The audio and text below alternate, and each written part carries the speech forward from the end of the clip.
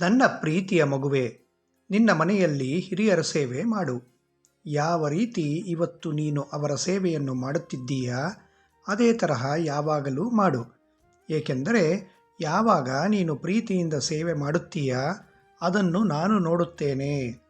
ಬೇರೆಯವರು ಇದನ್ನು ನೋಡುತ್ತಾರೋ ಅಥವಾ ಇಲ್ಲವೋ, ಮನಪೂರ್ವಕವಾಗಿ ನೀನು ಸೇವೆ ಮಾಡುತ್ತಿದ್ದೀಯಾ ಎಂದು ನನಗೆ ತಿಳಿದಿದೆ. ಇದೆಲ್ಲ ಒಳ್ಳೆಯ ಕರ್ಮಗಳೇ.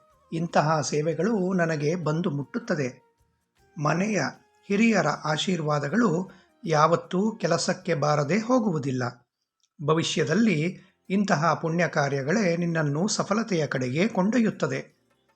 ನಿನ್ನನ್ನು ನೀನು ಬಲಹೀನ ಅಥವಾ ದುರ್ಲಭ ಎಂದು ತಿಳಿಯಬೇಡ. ಎಲ್ಲಿಯ ತನಕ ನಿನ್ನನ್ನು ಪ್ರೀತಿಸುವುದಿಲ್ಲವೋ ಅಲ್ಲಿವರೆಗೆ ಬೇರೆಯವರೂ ಸಹ ನಿನ್ನನ್ನು ಪ್ರೀತಿಸುವುದೂ ಇಲ್ಲ ಮತ್ತು ಗೌರವಿಸುವುದೂ ಇಲ್ಲ.